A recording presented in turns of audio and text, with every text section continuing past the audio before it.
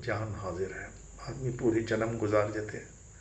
तो उसी दिन, coming back to the point, 2:30 जब बजे थे, तो अभी 2-3 थे स्टूडेंट्स, अभी नहीं आए थे।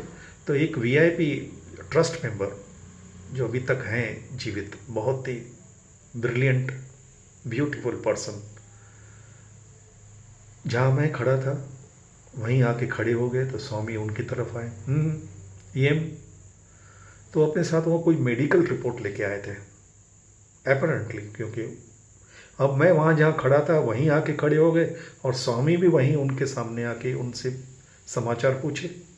ट्रस्ट मेंबर था स्वामी का, बुक ट्रस्ट का। तो मैं पीछे भी नहीं जा सकता, मैं चुपचाप खड़ा था।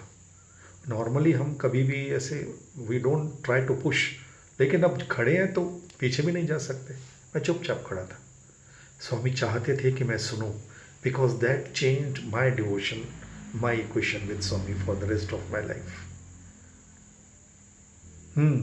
स्वामी बहुत प्रॉब्लम, उनकी वाइफ शायद एडमिट थी किसी हॉस्पिटल में बेंगलोर में, और उन्होंने शायद भगवान को बगैर पूछे, बगैर इन्फॉर्म किए अपनी वाइफ को एडमिट करवाया था शायद, जो मैं समझ रहा था।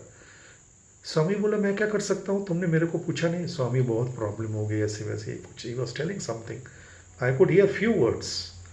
लेकिन मैं ये बात समझ गया अपने काम की कि स्वामी उनसे कह रहे थे कि तुमने मुझसे पूछा नहीं, मैं क्या कर सकता हूँ। फिर उसने स्वामी के बहुत बोला, स्वामी गलती हो गई, लेकिन अभी ऑफ कोर्स स्वामी उनको विभूति दिए और whatever needs to be done Swami did. लेकिन मैं अपना सबक सीख गया। मैंने उसी समय स्वामी के सामने मन में संकल्प किया, स्वामी मैं ऐसी सिचुएशन कभी नहीं आने दूंगा कि आप मुझे ये कहें कि मैं क्या कर सकता हूँ तो मेरे को पूछा नहीं। कुछ भी हो मैं आपको बोल के पूछ के करूँगा।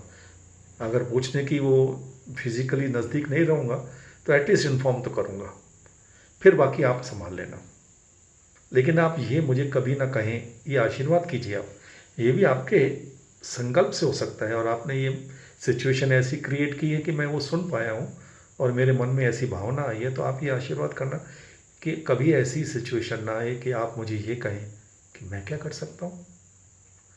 और इस एक decision, this is actually right from day 1 with Swami. बताऊँगा नेक्स्ट टॉक।